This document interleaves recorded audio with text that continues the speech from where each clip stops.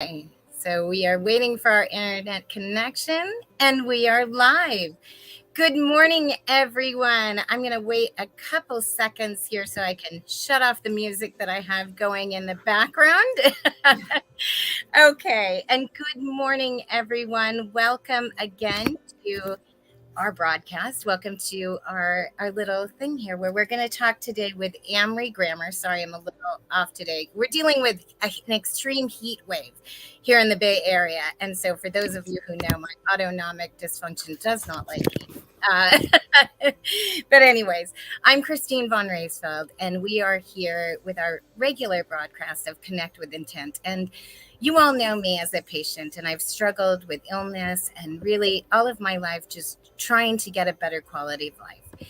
And I'm hopeful that for the future with precision medicine and the technologies that we have coming up. And one of the companies that I really enjoy talking to and the people that I enjoy is Amrie Grammer of Ampel BioSolutions. And if you guys have been following me for a while, you know that I've been working with Amrie on multiple levels, just really on her ideas and the products that she's bringing for right now, people in the lupus community, but hopefully really pivoting that idea to other communities out there. And so I'm here with my co-host, Carolina, who is my sidekick here. She'll be asking some questions and really kind of trying to spur the conversation. And with all of you out there, I know we're broadcasting on a few different platforms. Feel free to actively engage with us. Write in some comments out there. We'll see it. We'll put it up there and we'll answer your questions if we can. If we can't, we'll get back to you and let you know. So Carolina, do you want to first go talk for a second and then bring Amrie into the discussion? You want to tell everyone what we're here for, and then we'll bring our guest. We're here basically because we are giving a space to talk about how patients can really tell their story, how patients can also meet other patients and create really a community that is also a very important purpose. And this morning I was talking to Christine that I'm a podcast person. I hear everything, and it was really I had an inspiring podcast that was how sometimes we feel that great leaders have this moment that changes their lives, and really it's not just about a big moment, it's the little steps. And that's sort of the conversation that I want to have today with Amrie, because some of us are patients that feel that how do we get started into becoming or having that voice. Later on, Amrie, you're going to tell us your story, but I'm sure that it wasn't just a moment that changed the whole, like the direction of your life, but those steps that got you where you are today, and how can patients get to where you are today? Well, thank you for that question, and I'm just thrilled to be here today and very much open if anyone would like to put questions into the chat. So my name is Amrie Grammer. I grew up in the Washington, D.C., Northern Virginia area, and my interest in science started at a very young age. I was fortunate enough to have a partial scholarship to go to the University of Virginia, where I majored in chemistry and got a master's degree in pharmacology. That spurred my interest in really understanding how the body integrates information. And so that's why I decided to pursue a PhD in immunology. And all of that training and all of the mentors I've had along the way have been a big part of where I am today. And one of my missions in life through a variety of organizations that I work with is to give back through mentoring. Most recently, I'm a member of a national scientific organization, Alpha Chi Sigma, focused in chemistry. And we do a lot with the University of Virginia students and just trying to encourage people to get experiences early on, which I was lucky enough to do that. I won a junior fellowship to be at the National Institutes of Health all the summers and holidays in college, and then returned there after my training in the 2000s, which was a very exciting time when the human genome was being sequenced. And Wow. that was really the stepping stone that got me to where I am today, with my founder that Christine knows very well, Dr. Peter Lipsky, a rheumatologist, immunologist, physician scientist. We founded Ampel BioSolutions about 9 years ago to help predict what the right drug for the right patient is at the right time. True Amazing. personalized precision medicine. I'm sure you have an interesting anecdote on how the two of you got engaged into this project. So I met Dr. Lipsky at UT Southwestern Medical Center at Dallas in the immunology program. And we've worked together as scientific colleagues now for over 30 years. Both went to the National Institutes of Health during the 2000s when the human genome was being sequenced. That really set the stage and set our thinking of coming up with algorithms and ways to approach all of the genes and gene expression in every cell of your body. So we all know about DNA that we inherit. I like to make the comment, it's like stud poker. You get what you get. There are no wild cards. What we look at is actually what happens when that DNA opens up and the RNAs turn on and off like light switches. 20,000 in every cell of your body. You can imagine this is trillions of pieces of information. So to interpret that wasn't possible in the 2000s, but with advances in cloud computing, knowing what all the RNAs are. And I think a lot of people don't even realize that the Human Genomes Project, just recently, the final sequences were published. And Amrie, I want to say one of the things that draws me to you is the way that you can really explain something that is so complicated to people that can't really get that, right? You've used a description to me on really, comparing how you look at DNA compared to, when your brother used to work, shows and music. And I think the way that you explain things and the way that you can get people to understand what is happening and where we're going is phenomenal. And I think that what you're doing is amazing. So can you tell us a little bit about, I don't know if everybody has seen the last broadcast that we did or have done their research on what you've been doing, but you have been making some amazing progress. And really quick, before we go here, I wanted to say we did have another guest that was supposed to join us, our dear friend Angel, who is not feeling very well today. And so she's not going to make it. So Angel, we are thinking of you. You are in our thoughts and prayers. But this is another reason why we need precision medicine for patients like this, is to really get us a better quality of life and a stable life where we can function like normal people. So Amrie, do you want to tell us a little bit about the developments and kind of what's been happening and what you're working on for those that may not have done their homework? Sure, Christine, and my thoughts are with Angel as well. I actually met Angel many years ago on an NBC program for Lupus Awareness Month, and we became colleagues and friends. So best wishes to you, Angel. So as I mentioned, my scientific career really is focused on bringing the right drug to the right person at the right time. And we're fortunate enough to be in an environment now that's possible. Christine mentioned my brother, Walt Dowling, who's a lighting designer. And from, very early age, we would sit at light boards and I'd look at all the switches on and off, and people were observing on stage what the combination and what the lights look like integrated. And I like to make that analogy of that's what the symptoms are of your body, is the outward expression of all those switches on and off. So then the challenge is, how do you approach that? In cancer, people have approached that with precision medicine. As women, we all know if we have a lump and get a biopsy and it's BRCA1 positive, there are some drugs that are very specific that have a good chance of addressing that tumor. And our goal was to do the same thing in autoimmune disease, especially in lupus, which primarily affects women and is much more severe and happens earlier in women of color. And so what we did is we figured out tools to be able to group all of those light switches on and off by what they do. Function, is a cell growing or dying? Pathway, what is the cell doing? And of course, pathway naturally leads to what are the drugs? The small molecules have been around for a long time. The biologics, people call them smart bullet drugs. And also, it's very important to think about diet, all of the nutraceuticals.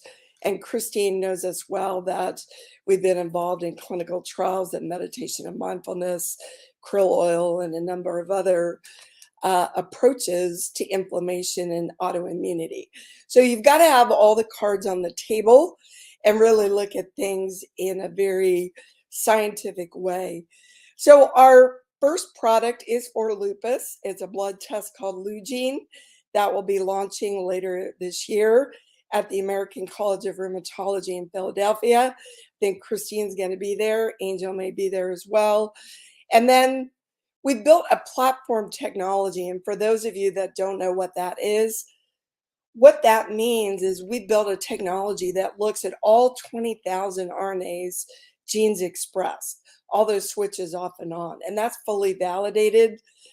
And now the next step is to launch products for specific disease areas where you have a test to see what's going on and then a validation set to confirm it.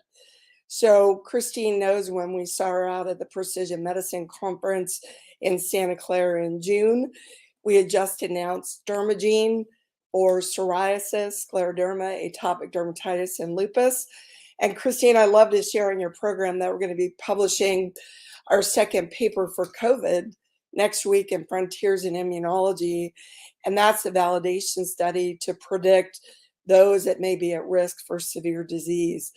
So the bottom line of Ampel's technology is to understand disease, to predict, even if you outwardly can't see where you are, a physician can't see outwardly where you are in your disease status, how severe it may get, and to provide decision support for discussion between doctors and patients, of decision support for options of drugs that they prescribe every day that are the right drug for the right person at the right time. And Amrie, I want to touch on that, especially with the lupus community, because I know a lot of you know lupus is one of my conditions. And an average diagnosis for lupus takes about 6 years. And for us as patients, it's really just a game. You know, I always thought when I got my diagnosis for lupus that things would get better, right? Everything would be so much easier. I now have a diagnosis, there's treatments, whatever it was. And that wasn't how it happened. And I think a lot of us patients deal with that, right? Is that you hope, you're searching, you want a diagnosis and you get that, but then you're not getting the care or the quality of life that you expected once you got that diagnosis. And so I think it's important to really point out that this is a tool here that will help you determine when those flares are going to happen. It will get you the right medications. It will really, and I also think it will help you build a better relationship between you and your own physician. Mm-hmm. You know, and I think that's one of the things that's broken as we move forward is we're going so far into technology, but we're not really building on that empathy and the relationship. And I think this is a perfect tool that combines precision and personalized medicine with that empathy and that communication that we still need with our physicians. And so I think it's an amazing tool. And Amrie, you've mentioned that this can pivot, right? And so there's potential here for so many different things. And I want to say first, thank you for thinking of the lupus community first, because we are a community that gets ignored a lot, right? It's a lot of underserved populations and it's confusing, right? We don't know. We're still figuring things out. And so I really want to thank you for taking that initiative in a space that doesn't have or hasn't had a lot of interest. So thank you. But Carolina, you just listened to all of that. Any questions or comments you have right here? You're dying. I do have. Where is a patient standing? I mean, in the patient journey, how can a regular patient come across Ampel BioSolutions? Thank you for asking that. And there are several ways to come across Ampel. One is that we're very involved, as Christine knows, with all of the patient groups across the country. And that's one way to be involved with us. Another is we have a website and we monitor our info at ampel.org. People are more than welcome to write into that chat. And very specifically, how can patients learn more about Ampel's personalized precision medicine approach and products? For lupus and for Lugene, our first product, it's initially going to be available as part of a clinical trial at a high volume lupus practices in medical centers across the country. And Christine knows about that, and people are more than welcome to write in, and I'm happy to give them more information. And to highlight something that Christine just also brought up, communication. Communication between doctors and patients, and being able to have the decision be made jointly about what are the medications. And this is a challenge right now. Patients, if they know that there's a chance that the drug they're being prescribed will work specifically for them, I think that that is a big leap forward from what's going on right now. And just to clarify, lupus is a very, very complicated disease. And the reason why it's challenging for medications is Ampel knows now, and we've published that there are more than 5 subgroups within lupus, and all of them have different requirements for medication. Also, in all of our programs for disease, we have a disease management system, which is the combination of the precision medicine test, which in lupus is a blood test, with a mobile app. And I'm happy to talk more about that. Carolina? Yeah, I mean, I'm for people that don't know much about lupus. Lupus has a big shade of gray, right? That is why precision medicine is so relevant for this community. Yeah. I think it's hugely necessary. And Amrie, I wanted to know too, physicians who might be interested. I had a conversation with my own rheumatologist who I told you back then was like, where is this product and why wasn't it here years ago? And so I think, when we're talking about this, we talk about patients, but I think there's also that buy-in that we need from the physicians as well, right? And so I think really, if there's physicians interested, is that the same means? I'll put your website up there in the comments too, so that people later can go back and see. But do you have anything where others who are interested from different areas of healthcare might be, wanting to reach out and look at this for maybe their patients or their practice? Is there something there? Yeah, I appreciate you asking. So either myself or Dr. Lipsky are very happy to communicate. If you're interested in becoming involved, you can contact Christine directly or contact us through the website, or you can find my LinkedIn profile and I monitor that chat as well. And I just wanted to get back, Christine, to the communication. You know the mobile app very well. It's called Lupro. It takes all of those paper forms that you fill out in the doctor's office on every visit and puts it in the form of an app where the same questions are asked over a span of a week. We examined it in a clinical trial, published that, validated, have reduced the number of questions, and it'll be coming to market hand in hand with the blood test. So the idea is that you'll be able to download the app from the Apple or Google store. Your physician will give you a code to unlock it. And if your disease status is changing, which we know that, and we publish about that from the answers to the questions, it'll send an alert. Physician may ask for a telehealth visit, come into the office, and may prescribe the precision medicine test to adjust medication. Because the most important thing, and Christine touched on this earlier, is the unpredictability of autoimmune disease, especially lupus and flares. The majority of lupus patients have at least one flare a year, and the major reason for that is because the medications they're on are not controlling their disease. So if doctors and patients can get ahead of that and begin to manage their disease in a very specific way, that's what Ampel is all about: communication and personalized precision medicine. And I want to touch on one thing that you mentioned with your app is the fact that your physicians are connected. And so that is a thing that I think is extremely important, right? As we're monitoring ourselves with all of these devices and technology and wearables and everything else, where is that information going? And it doesn't always get to our physicians if it's in our Fitbit or here or there, right? And so I really like that integration of having your physicians also involved in that app as well, because I think, again, it goes back to building the relationship, and it goes back to building the trust. And I think that that's something we need, especially in the lupus community, because we are a strange group. A lot of us don't look sick. We don't present with the same symptoms. We're not coming in with the exact same, bookend type diagnoses. And so it's really important in these instances to focus on that personalized aspect of it. And as patients, we always tell lupus patients, we are not alike. You may react to one drugs. It may be great for someone else, but it may not be good for you. And I think that's not just true in our lupus community. It's true with every disease space, right? We're learning that people metabolize compounds differently. I'm actually having a broadcast on pharmacogenomics coming up soon. But those types of things, and that drive for precision and personalization needs to be there. And so really having that physician involved in that aspect, I love that, just so you know. Well, thank you, Christine. And I was going to expand that even more, that the communication between physicians, patients, researchers who've devoted their life to figuring out how to address these various issues, and also different advocacy groups, is very important.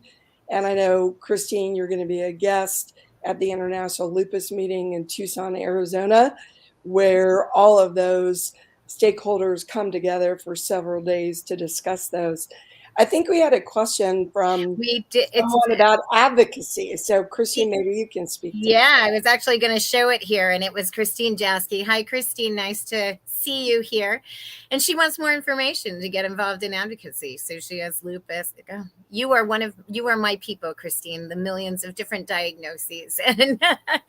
And so definitely we will reach out to you and we'll connect. But Amrie has an amazing product, and really looking at your list of symptoms, I like to say autoimmune likes friends.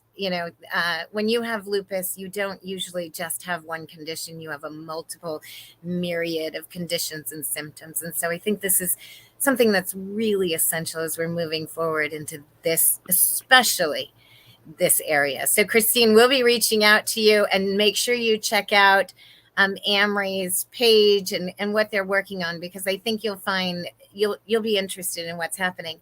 And Amrie, you touched on your conference, and I just want to mention that really quick. I do a lot of conferences, and I want to say yours is among one of my favorites.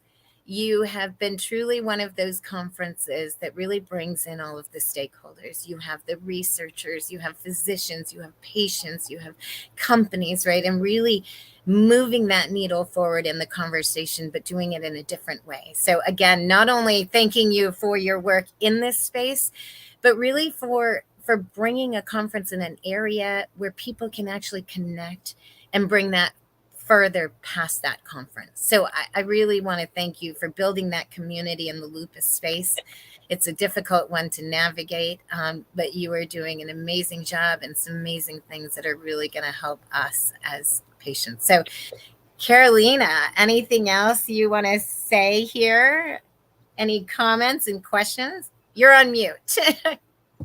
It still happens. Anyways, at the beginning of our conversation, we talked about how Ampel, with their BioSolutions, have been able to really engage and be empathetic to the community. Is there like any particular story that you would like to share on how you really connect with the community and be empathetic? That's a great question. And I think it all starts with individuals.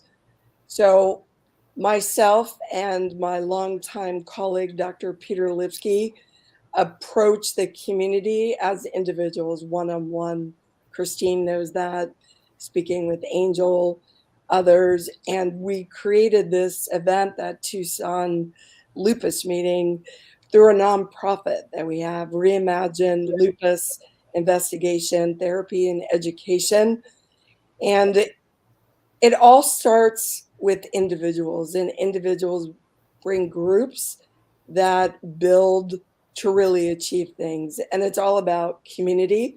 I just want to acknowledge that there are many parts of our community that have contributed to where the lupus meeting is today through Relight, where Ampel is today.